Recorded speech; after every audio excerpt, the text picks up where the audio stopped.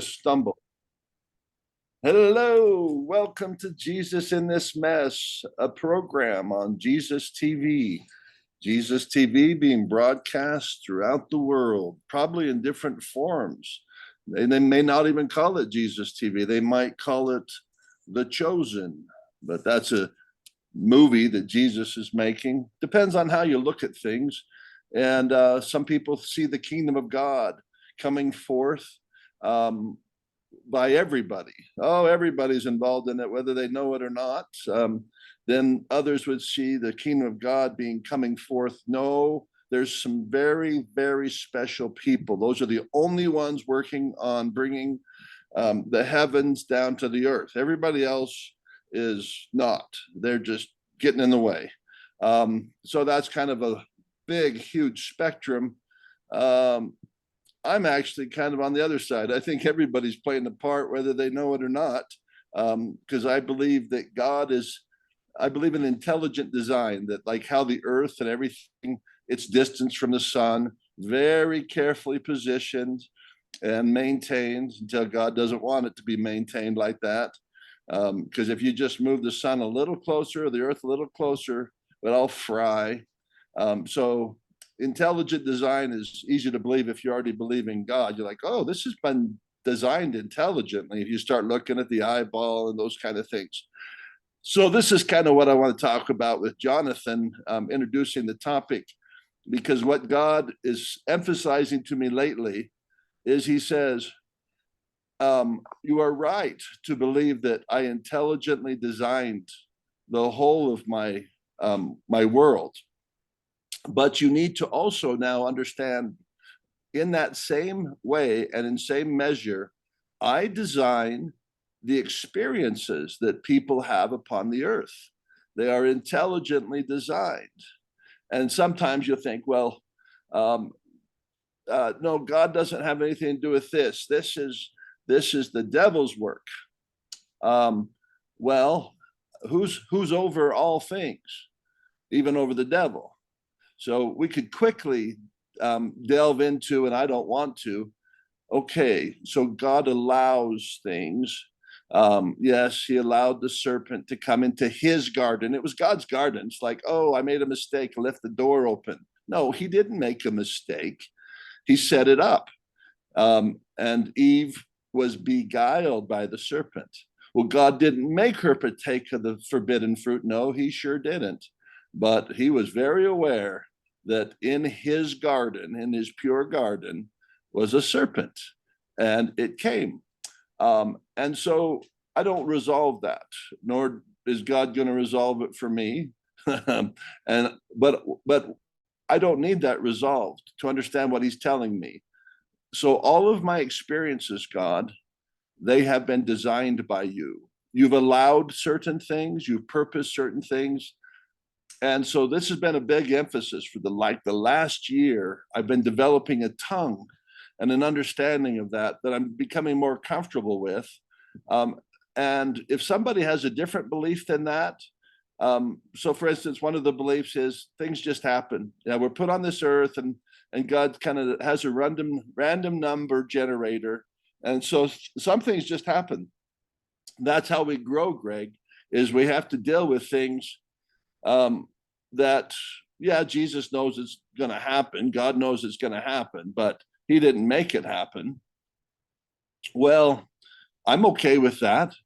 They can have a different belief than me. We don't have to get on the same page. Jesus is the one that gets us on the same page. But what I want to talk about today, a little bit anyways, is the intelligent design of our earthly experience, because sometimes that's beguiling.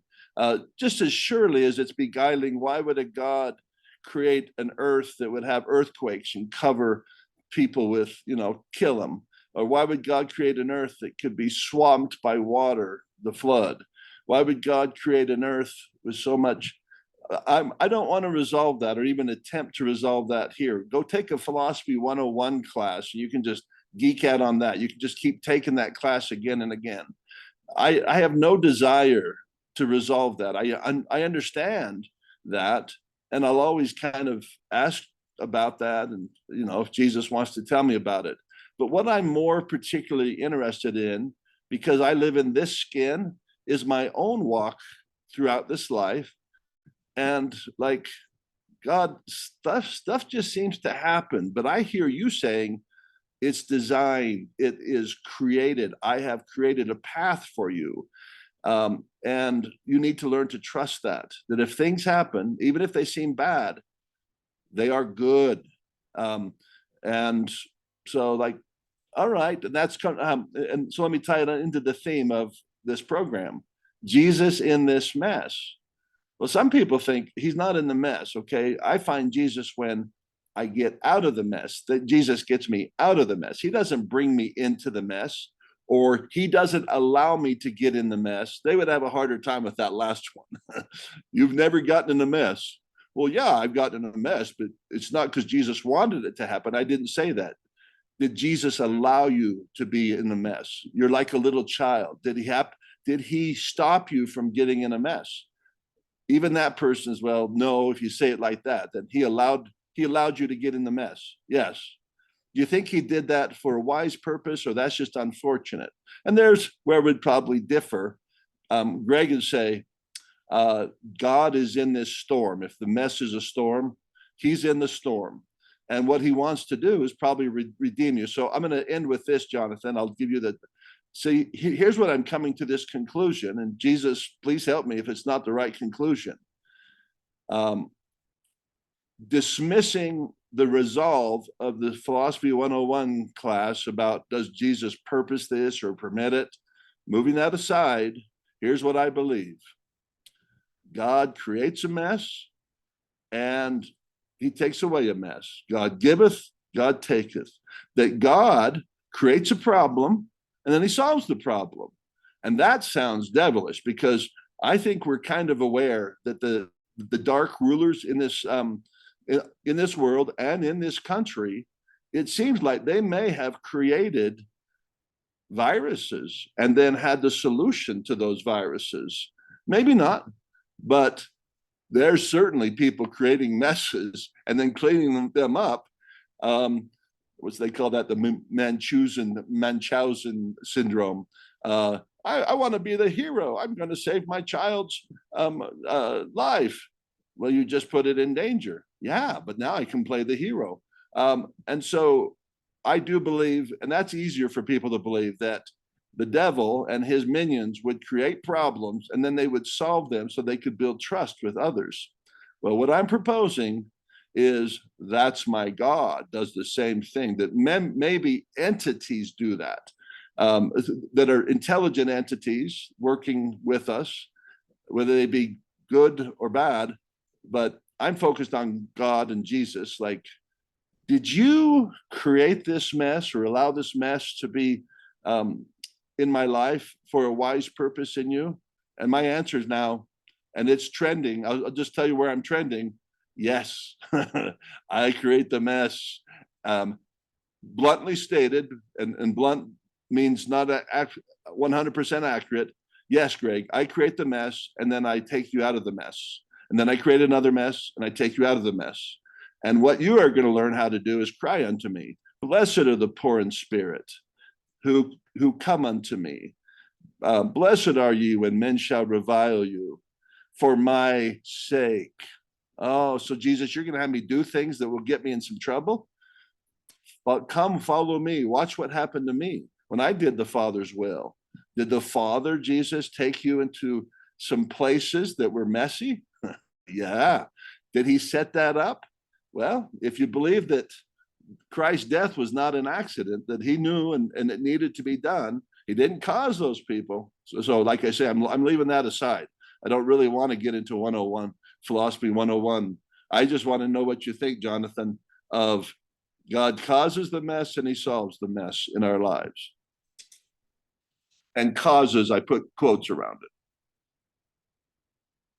Can't hear you. You got your mic off. Sorry.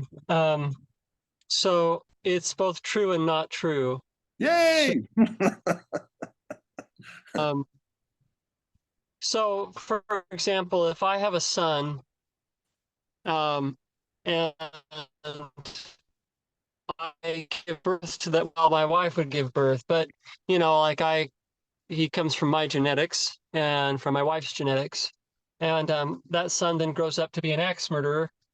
You could say that I caused the deaths of many people by having that son, but you'd also say that you're talking nonsense. My son, who has his own agency, caused the death of, lots of people. And yet, as a father, I can also take responsibility and I can say, I did that, you know, because it could have also been his upbringing. It could have also been something I failed to do, failed to say. And that's what I sense oftentimes from God, is that he is taking responsibility for it all. When he says, I'm in the depths, he's saying, yeah, I created a world where it is possible for people through their agency to create great havoc. And the strange thing is that for those of us who are mortals, it actually helps a whole lot to think in terms of that God, one way to put it is that God's in charge. Another way to put it is what you said. Well, God caused this. With quotes around it, and it's meant to say he caused this. Why did you add quotes, Greg? Because I'm saying that it's not did he cause Eve to partake of the fruit. So that's what he's teaching me with is, Jonathan, who left the door open? Just answer that question. Who left the door open in his garden? Who left the door open? For the serpent. Oh, sure, he did, right? Yeah, I mean, everybody would recognize it's God's garden. Everything was perfect. So perfect with quotes around it, because we would say, as mortals, we would go, well, you know what would have been perfect? Keep the door closed to serpents that are going to come in and to counter. But that one is a simple story, and I love it because it's like you try to you have to resolve that one before you can resolve all the others. So I just say it's irresolvable because he's leaving the door open even now to that same serpent. We are in a different garden. This is the why I focus on the garden. Whose garden is this? It's God's. Did he leave the door open? He left it open from the start. Okay, so he has a weedy garden, and that's all that. In my mind, where did Adam and Eve go when they were cast out of one garden? They went to another garden. It required more work, but you know what it had in common? A serpent. It always had a serpent. Who allowed that? And so, if you take anyhow, that's and trying to avoid philosophy 101, because if somebody's listening, they say, boy, Greg's sure arguing like you would in philosophy 101.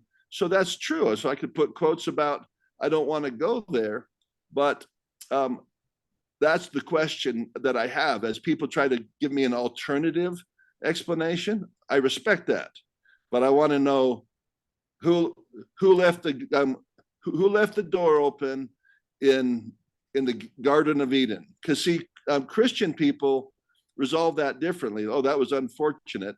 LDS, Church of Jesus Christ Latter-day Saints, they believe God deliberately left that door open for a serpent to come in. That was God's garden. He could have closed it, said, no one's coming in. It's a perfect garden, and I don't want it messed up. Then it's not just the serpent. There's two things. Why did you put forbidden fruit in your garden? There's two elements.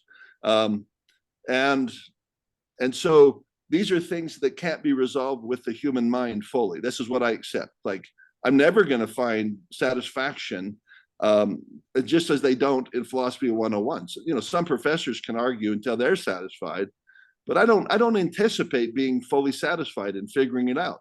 Why, Greg? Because I'm mortal. My mind is limited, and I'm like a little kid compared to God. What he's doing is so complex because it very much ties to providing a savior and so forth. So we have this simple story, but see, we live lives that are tied to that story, and we're playing out an approximation of what happened in that holy, wonderful garden. And if those two elements weren't in there, then it wouldn't be cooking my noodle. But who left that door open? And that's Jesus telling me when I ask about my own mortal experience. He goes, Greg, who left the door open? Oh, you did, didn't you, God? You left the door open. Who put the forbidden fruit in that perfect garden? Ah, you did. And so now, Greg, look at your situation. Can you see that I've prepared for you a garden called Earth? You know, it's a weedy garden, but it's good. It's good, but it has the same elements. Anything on that, Jonathan, you think? Um,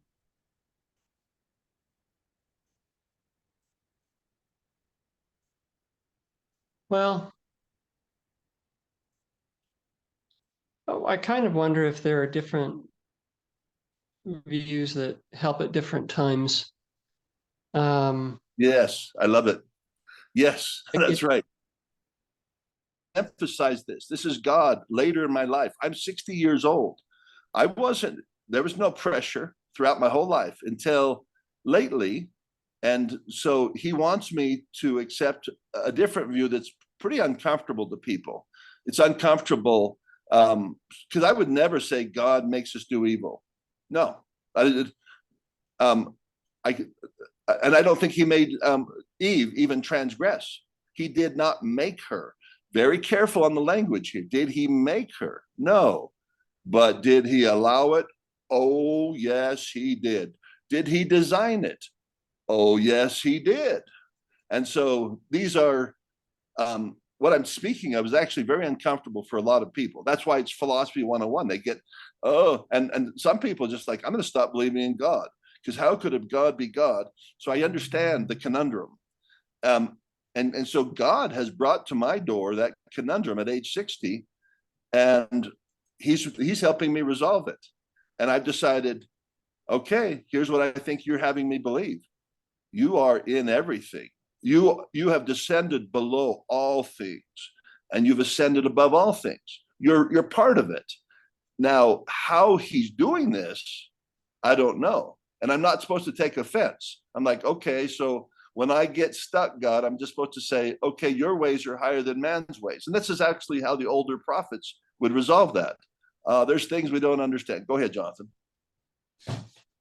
so what occurs to me is that to there are certain times in which it's better to look at it in certain ways, and that if you get the timing wrong, it messes everything up. Yes, yes, yes. I Like, love that. What Jonathan's saying is so true because we need different stories. Kids need to um, understand the world differently than adults. We don't want to shove down their throat, which is happening right now. Sometimes they're shoving things that should be considered when you're 18, not at 5 years old. What gender are you? What? You know, but anyways, go ahead, Jonathan. I respect different times in life. We need different stories about Jesus. Yeah. well, so here's what occurs to me. I think what you're talking about is the principle of it's an aspect of faith, which is I'm going to call trust. So faith can be two. Okay, so I'm going to talk about that, and then I'm going to talk about the time when that is helpful, and then I'm going to talk about the time when it's really helpful to think that it's you that's the problem. So if you think about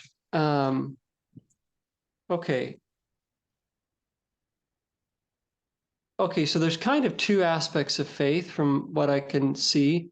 It seems like there is faith, which is the faith which brings about a miracle out of the unseen world. So, for example, God says, you know,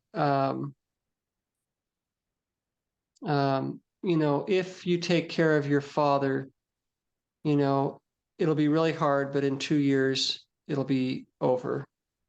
And it's like, so you're having to believe in something that you can't see.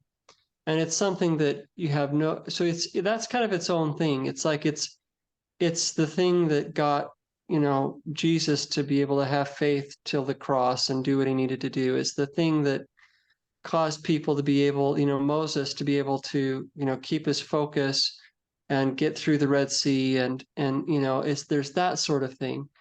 And then there's this other aspect of faith, which it's very different, and it's almost antithetical to that. But it's also an aspect of faith, and it's trust.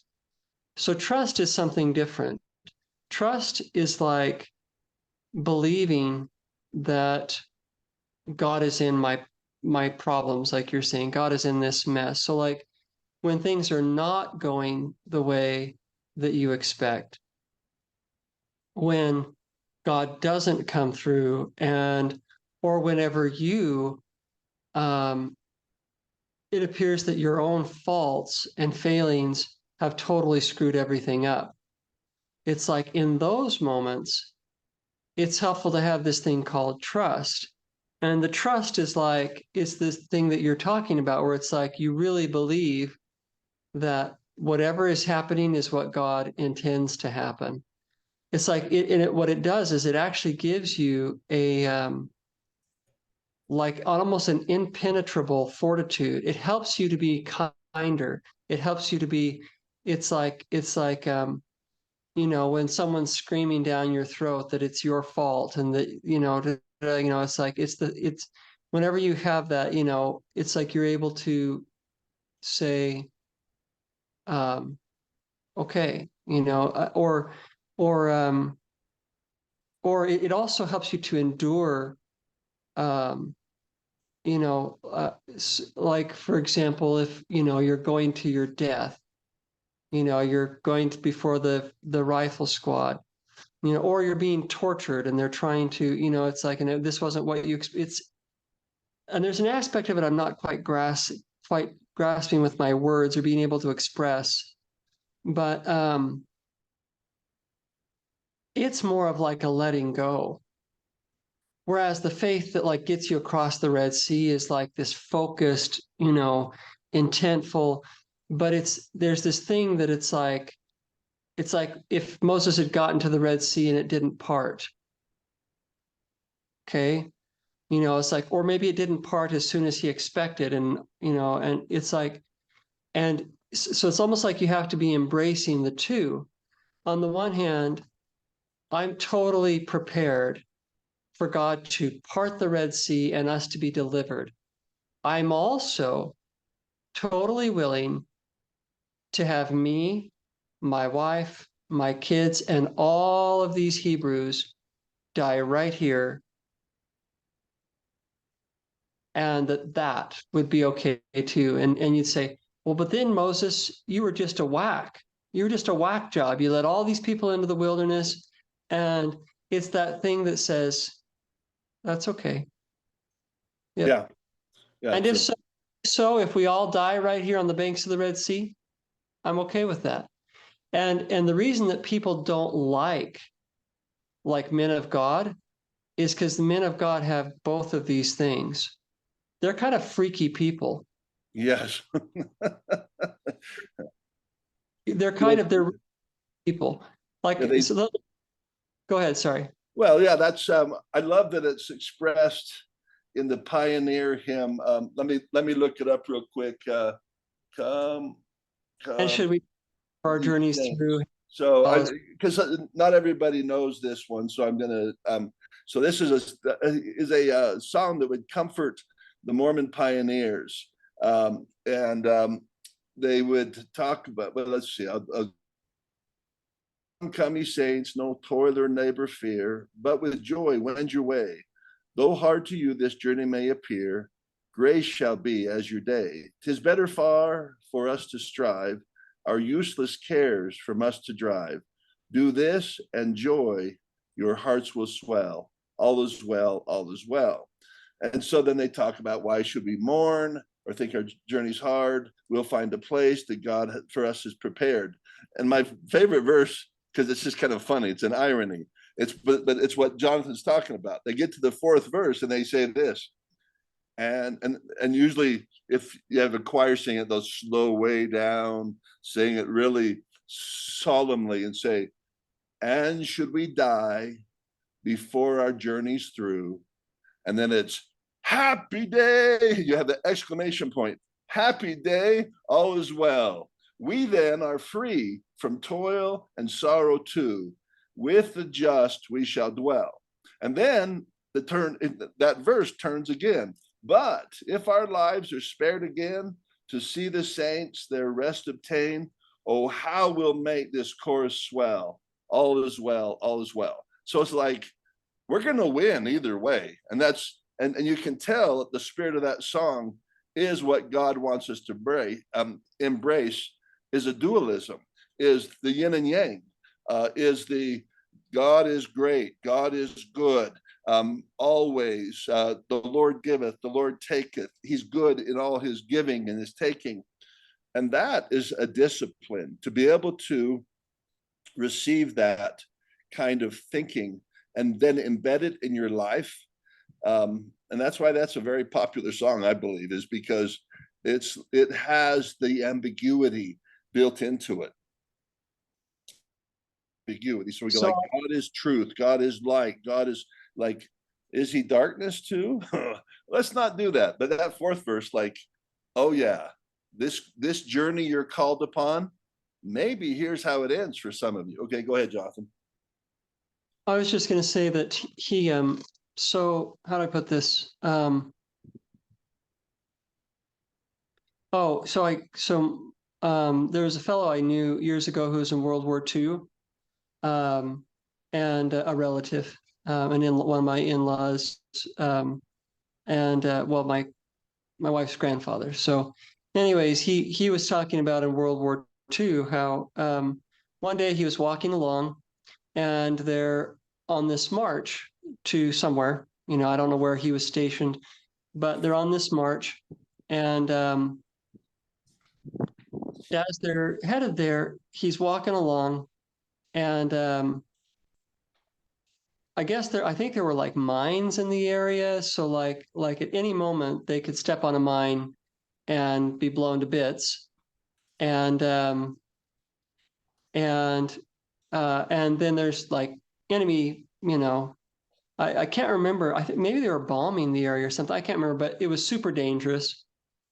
And everybody, like including, my wife's grandfather, were just completely on edge. I mean, just like, just nervous wrecks, and he's walking by this one guy, and this guy's just as cool and as as cool as a cucumber. Just, he's just fine. Nothing's wrong. He's just chatting with my wife's grandfather. They're just chatting along, walking along, and he's like, and he starts to talk to the guy. He's like, what? Why is this guy so nonchalant and everything? And he ends up discovering that the guy is kind of he's basically given up on life. He doesn't have anything left to live for. Right. It's like he doesn't have anything left to live for. I don't know, I'm making this up. I don't know what was the deal. Maybe his girlfriend back home or his wife left him, and he, it's like something had happened to him that it's like he really did not care whether he lived or died. And my wife's grandfather's reaction was, he realized it was dangerous to be around this guy. Yes. Because this guy really didn't care. And, everybody else was on guard, and this guy was not on guard. And so in his mind, he was like, so he basically distanced himself from this guy. It's like, well, I'm going to go say hi to so-and-so, or I'm going to go, do this. That's right. And then from then on, he made it a point not to because he knew that this guy, and so that's it's a strange aspect, but I actually wonder if it's part of why many of the prophets have been so hated, and um, because it's like the man of God does not have the interest of everybody's skin in mind. Yeah. He has the will of God at all costs, Yes. and he Oh, also that's has strange trust. Like I said, it's the banks of the Red Sea, and Moses is totally okay. It's this strange faith of like, I know we're going to get across here, but if we I, don't, and we all yeah. die, and it's this massive massacre, I'm totally cool with that. Yeah. And Yeah. Yeah. embracing, Yeah. embracing both things at the same time. No wonder they're screaming at him. I mean, it describes it in the Bible. They're screaming at him, just like, you led us here to die. It's like, it's really hard to know, who do they hate more? Do they hate the Egyptians more, or do they hate Moses more? At Right. that moment, I think they hated Moses more. Yeah. And so it's like, it's this strange world when you walk with somebody who walks with God. And I love it, Jonathan. Woo! That's an interesting place you just took us, and it's where I needed to go, because I I have an approximation of that. I'm not walking through minefield, but I'm walking through a parable that's like unto that. Um, with Since I started following God, I've been called to do some things that just don't seem very reasonable. It puts my family um, in, at risk. Um, the same as if I had gone crazy, which I did. Actually, that was part of my born again experience. And it's like, oh no, this guy that has a PhD that is very powerful, mind wise and everything, he thinks God is leading him on something. And he's doing things that other Christians are not called to do. Um, and that's, man, that's hard to resolve. And and of course, I've done what Moses should have said. Leave me. I'm following God, and so I love that you emphasize that. I mean, I don't like that about my walk with Christ, that it involves other people. It's just be, I'll walk through the minefield myself, Jesus. I don't want these guys, because I totally get it. But no, that's not how he operates. He will leave his prophets and his followers vulnerable. And so, yeah, I love it, Jonathan. Continue on. I'm going to come back in a second to the other side, the time when it's good to have a different view. But before I do, you've hit on something that I find just really good and fascinating. It's why you have to be really careful about the way that you react. Because the truth is, for every one person who's being led by God, there's probably, I don't know, thousands Yeah. who are just whacked. Yeah. Oh, I know.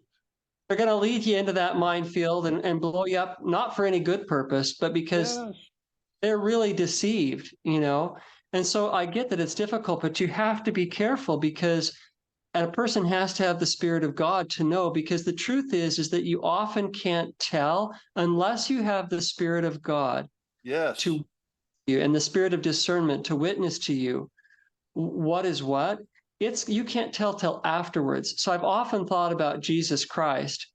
I heard this person recently, like 4 years ago, give this lesson, and they were talking about how when Jesus came, he fulfilled all of the signs of the I think it's the spring feasts in the Jewish the feasts of the law of Moses. And I mean, to a T, I mean, like literally when he was like walking into Jerusalem, this thing was being fulfilled. And when he Oh, was, yeah. Yeah, that's right. Yeah, that's right. The timing, Jewish holidays and this and that. Yeah, that's right. and Yeah. it's fascinating because here we are having this fireside, an amazing fireside, and this person's describing this whole thing. It's just amazing. But what I thought as I was listening to it was like, yeah, but nobody would have been able to tell at the time. Yes, right.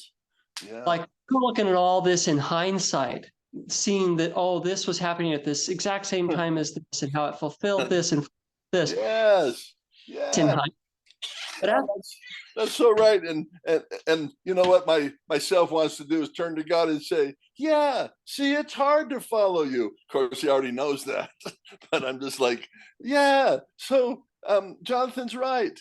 I may have rejected Christ because I couldn't see those signs. You don't show those signs till later, sometimes years later, you know? It's like, see, yeah, right. Yeah. Now there might have been little signs, but for sure you couldn't have seen all of them at the time it was happening. You no, know, no. like, you know what? It's actually Passover, and there's a strange connection, I think, here.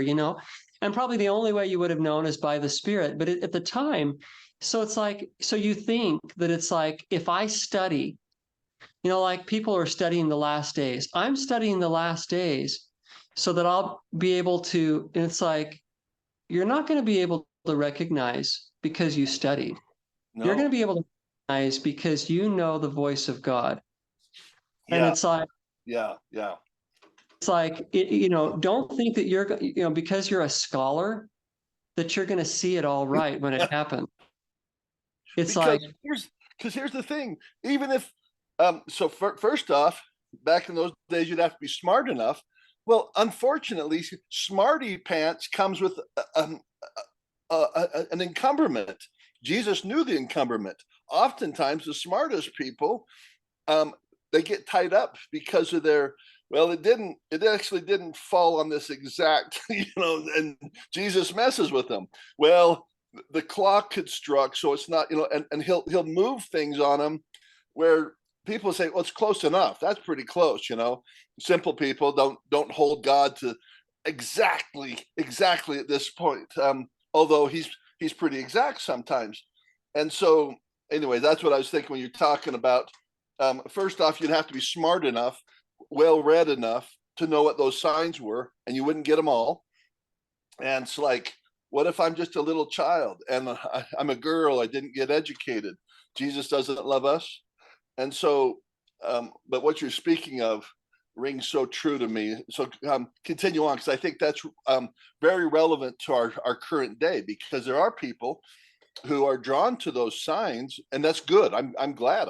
I'm not a sign follower, but I certainly, when people tell me about it, like, ooh, that is exciting. Thanks for telling me, because I said 2024. Jesus tells me this big thing is going to happen in 2024, and they go, why did you say that? And the sign followers know that 2024, a bunch of stuff lines up, and I don't care in Christ. It's not me telling myself.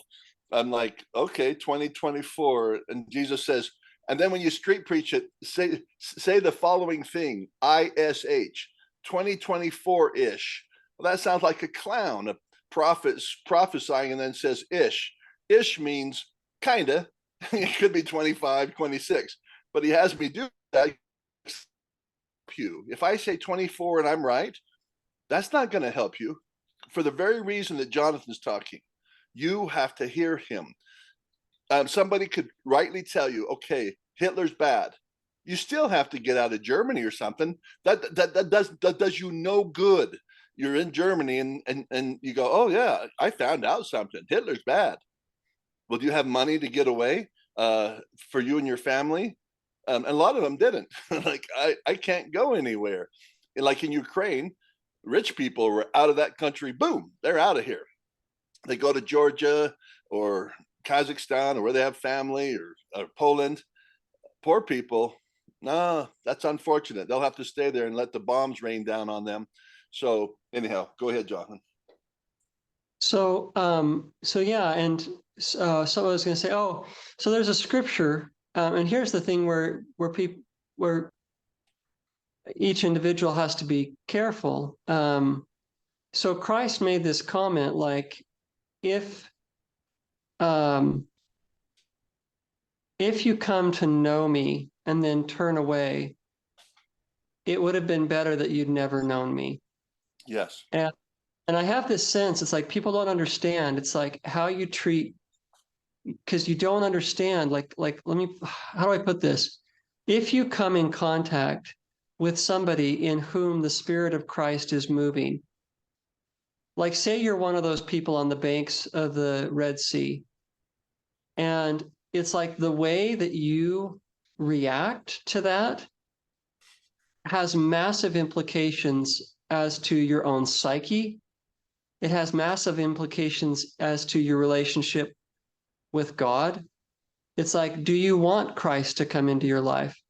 Well, what if God sends somebody into your life who is actuated by the Spirit of God, but they're doing things that you don't understand?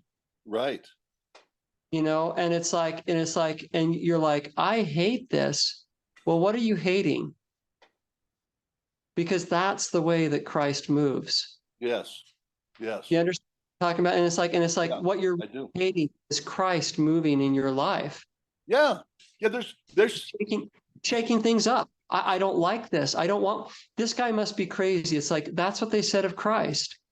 So it's like the way that we react when the servants of God, and I'm not talking about people called to authority. I'm talking about people in whom is moving that spirit which leads out of the culture and into the wilderness. It's like when you decide, I hate this, it has massive eternal implications.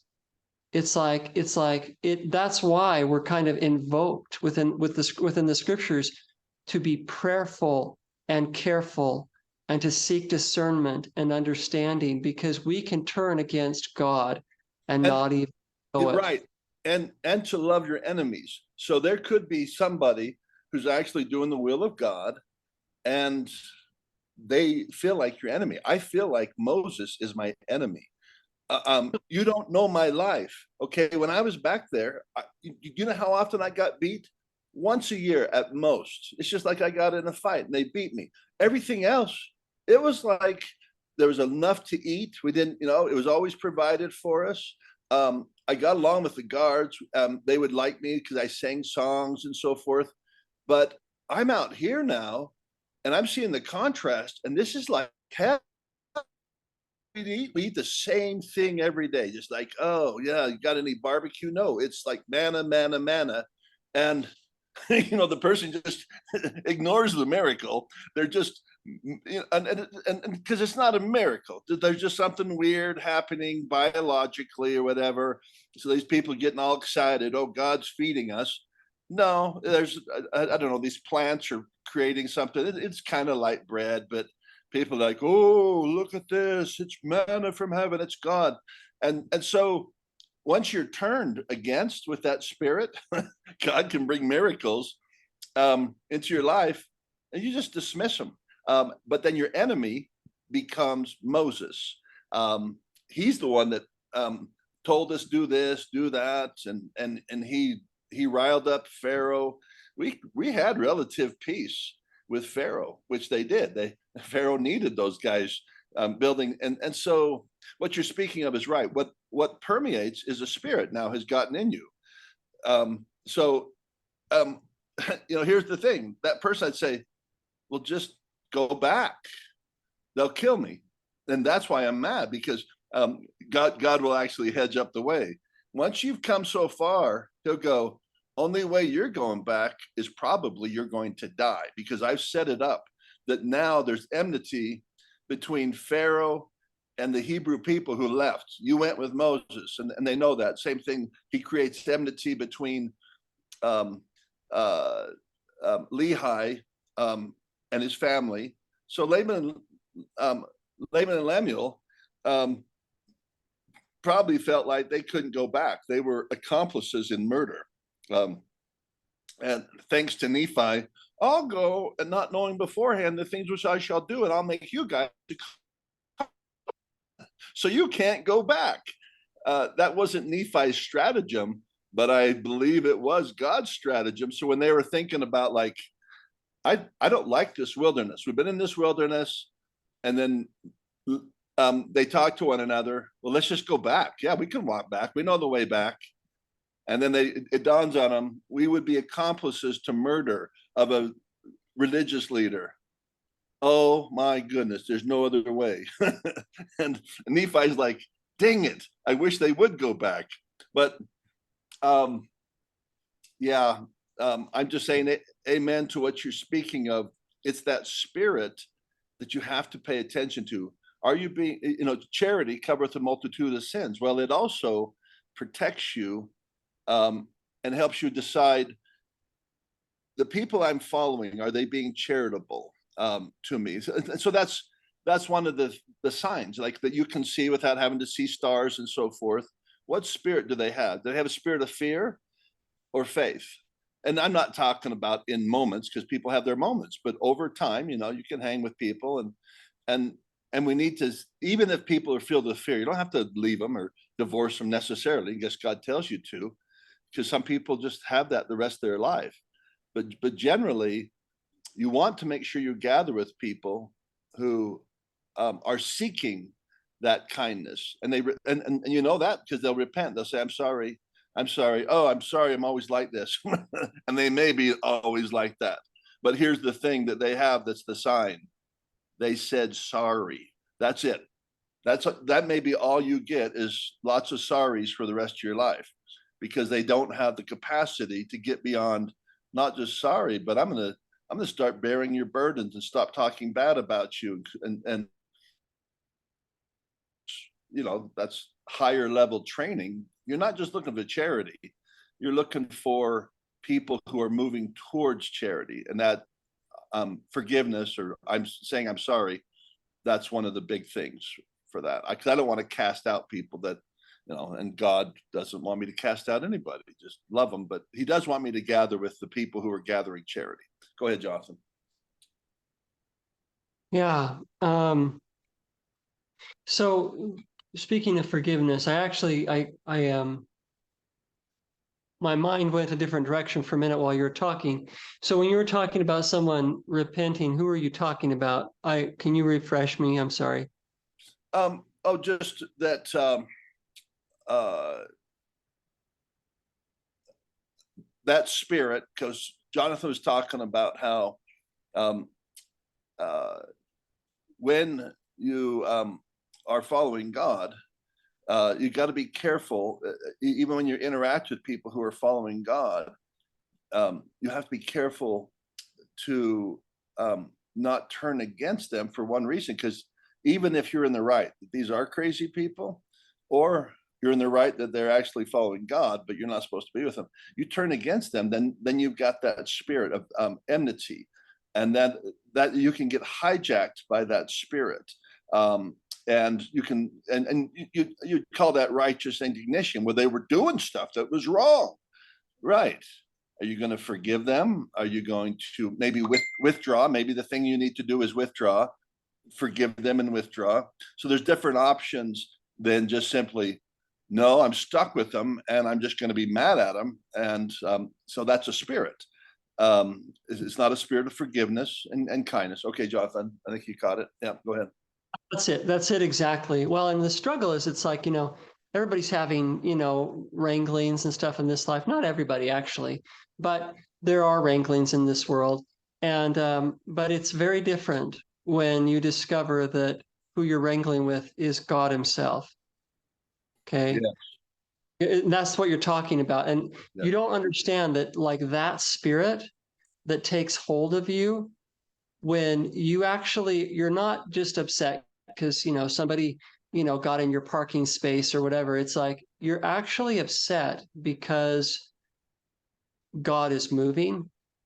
Like, you don't understand the depths of that, and how fast you can go from being a normal person to a person who will kill women and children. I'm exaggerating, but that has happened. It's like when that thing takes hold of you, because that spirit which hates God and hates every time God moves is just angry. You don't realize that when you become angry, like, you open up the gate. And if you think anger towards men is one thing, like anger towards God and his servants is like something completely else. It can take you down fast. So going back, couple things. You mentioned miracles. Miracles they're very persuasive in the very moment, but they fade so fast. They do, don't they? I went and took a picture, by the way, of that. I drove the four-wheeler and took a picture of that 10 amp fuse. That there was a miracle, and I'm like, I'm gonna grab this one so I don't forget it. Refresh it in my mind. Go ahead, Jonathan. Yeah, they fade so fast. And so for people, like you talk about like, well, why, I'm talking about Moses. I was thinking of some about surrounding Joseph Smith, because you and I have the LDS background, but you know, I think you could look at many different faith traditions, and you got to go. No, I'm good. I'm good. Many different faith traditions, and they'd have their own miracle stories. Um, but we have a few in the group, the people that we were raised around. But the point being is that like the miracles fade fast, Yes. and it's like it um, so even for the person who was the means by which the miracles came, sometimes you can have a miracle and it came kind of through you. You were the one exercising faith. We're not even talking about your family around you, and they're happy to have faith and they're seeing the miracle. It's hard for them to hang on to those. But even for you, it's like the next day, the next week, it's like, well, yeah, God, that was really nice that you gave me that yesterday, but you don't get that today. I need, and you forget. Yeah, But and Jonathan, what it made me think of is like a football game. The whoever wins the Super Bowl, wow, we won, we won. So a week later, what are they doing? Looking to the next season. I wonder how now that we won, there's probably going to be some players who want to be on our team, and wonder what the draft's going to be look like. So you're already looking for the next miracle, the next Super Bowl, and you got a lot of games to win and miracles to come. But it's quite human, right? I think it's probably built into us. Like that danger's gone. Stop worrying about it. Oh, and by the way, that meal is gone. You need to start working on the next meal. It's like, oh, I remember that was really fun back there, but you can't. Do you feel so now, as the scriptures say? I don't know. It's not happening to me right now. So can you conjure up a little something? And that's then the discipline is where you can geek out about something that happened on a cross so long ago and you weren't even there. A Super Bowl happened and Jesus won. Okay, how does that help me? And that's then becomes the work of where the cross becomes meaningful because you actually wear one. It's your body that's shaped like a cross, and then you try to rekindle that. Okay, go ahead, Jonathan, and we can wrap up here. I'll let you wrap up. So I'll say this last thing. So I meant to get to this second. We were talking about how the two views are good. So I'll just mention the other view in passing, and then we can close. But so the one view is that God's in everything, and it's okay if we die at the Red Sea, and that's really helpful for people who have found God, and He is working in their lives. So it is not as helpful for people who have not found God, and God is not working in their lives. So, for example, if I'm basically like doing what I want to do, you know, and I'm kind of ignoring that voice that prompts me to repent, to seek God, to draw close to God, to receive with joy His chastisement. If I don't have any of that spirit, if I start to think to myself, like, and start to believe that, well, God's in everything. God's in the threesome I had with my wife and that woman down there, that I picked up and paid to come have sex. God's in, and the problem, that's the problem. We were talking about this last night. You'll hear people saying the same things, but it means two totally different things. Yeah, right. God's in everything. God's in everything. It's like, yeah, I cheat in my business, but everybody cheats in their business, and God loves us all. And if we've done a little wickedness, he'll beat us with a few stripes. It doesn't matter. It's like Right. that. You see, that's the time when it's really helpful to have the view that all the bad stuff that's happening to me, the IRS who are investigating my shady business dealings, my wife who's about to leave me or has left me, that's a good time when it's a good time to stop and go, this is my fault. Yes. This result of my actions. Yeah, And that's I right. am go to God in penitence and say, God, forgive me because Yes. it's my fault. Yes. I did this. And and then to realize, of course, the next thing, and I don't know how to change. I don't know how to, please help me. So the two views, and what's strange is that that's when you enter into the world, when you actually, God does enter in and he does give you forgiveness and he does start to work in your life, that then he begins to whisper to you and he begins to say, yeah, it was your fault, but it was also your parents. And it was also me who, there's also a great grand, he'll say to you, there's a great and grand scheme in it, but you can't even partake of that until you've come to the realization that it's like you said, that I think Lyman told you, it's 100% you, but it's 100% God. And it's like, Yes. but the time and the way that you look at it, it's like if you get those mixed up, and same thing. Sorry, so this is the last part. So if you found grace and you sincerely are doing your best and you're seeking God with your whole heart, might, mind, and strength, it can be harmful for you to be constantly saying, "Oh, but it's my fault. Oh, but I did this. Oh, but I." That's the time when it's more helpful to be saying, "There's a grand scheme in this thing." And, like the Alcoholics Anonymous are always saying, "Let go and let God." I'm letting go to you, God. So, but you get those wrong. You look at it at the wrong way at the wrong time, and it can damn you. It can inhibit your growth. That's what I Yes. wanted to say. No, I love it. And it's well said. And that resonates correctly with me that we need God to tell us, what story do I need to tell myself, Lord, here?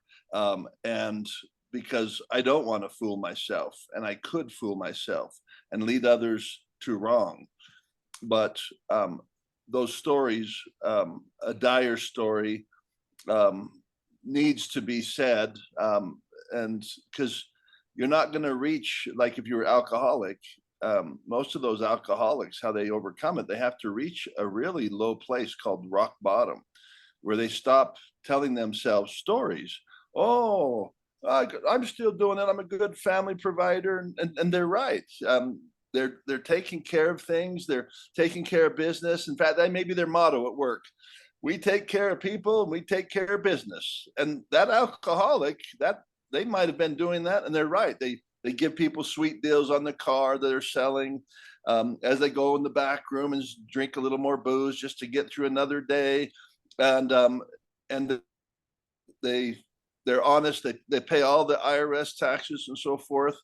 And so God seems to be facilitating and still working with them. He is, but there's something that they need to get to the bottom of.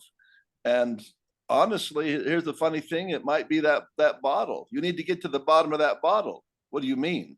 Once you get to the bottom, this is the time when you're going to be drunk enough to get pulled over by the cops, which then you're in your they take your mug shot. You just lost your job as salesman, which turns you into a wildcat because you get so fearful. Oh no, I was holding it all together. Then you go on this binge thing like you've never done. You black out and you wake up with somebody, you don't know what you did with them and what age they were. And you're just so thankful that they were the age of accountability. But all of a sudden, something washes over you. This can't go on. I've been telling myself stories, and that's what all the alcoholics say. We were just ridden with lies, lies, lies, lies, and they just little lies, and so then they do that as a confessional in front of one another to hold each other accountable. And they'll say, "Stop telling yourself lies." Well, I just went and had one drink. Oh, you're a liar. And then they'll have these conversations where some alcoholics are like, "You're being too hard on him. It was just one drink." And others are like, "That's a slippery slope." So these things don't get resolved in church. They don't get resolved in Alcoholics Anonymous. There's these disagreements about what story you need. I'm saying you should never, ever have one drink.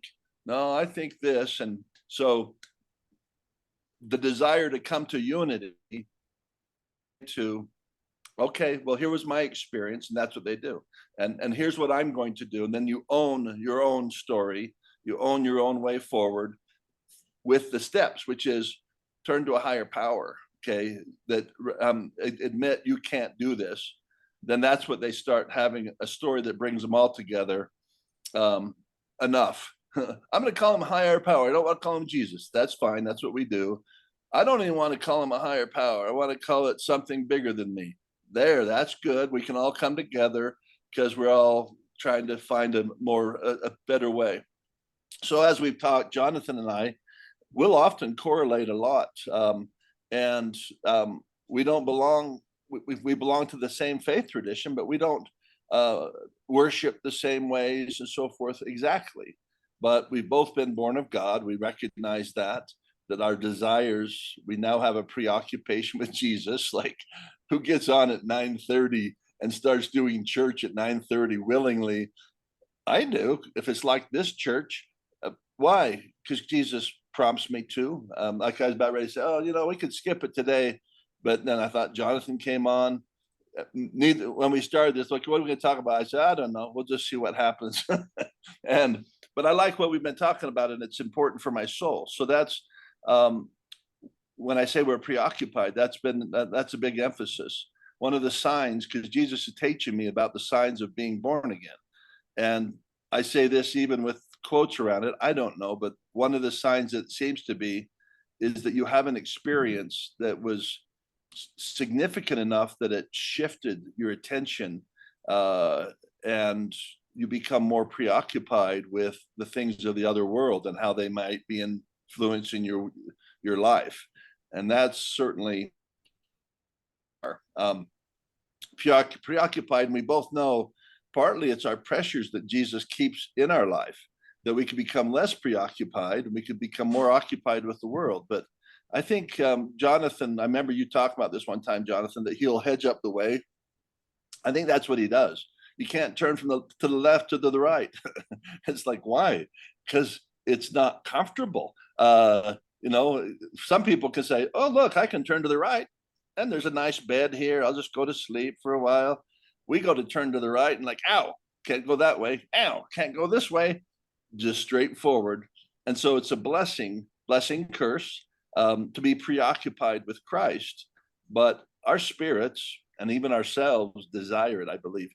We reinforce it by these kind of activities. So Jesus TV, a conception that helps me channel that energy. I need your help, Lord. I need your help. And if anyone knew the details of my life, you do need help. That like you're like an alcoholic that just has to turn to a higher power. I'd say correct. And this is what I've learned. There's no other way. No way would I bring this much energy to God without the pressures. So I glory that God does keep that door open, in his garden, to keep the pressure on. And if I'm to live the kind of life I want to live, I have to get more Jesus. What about other people? I don't know.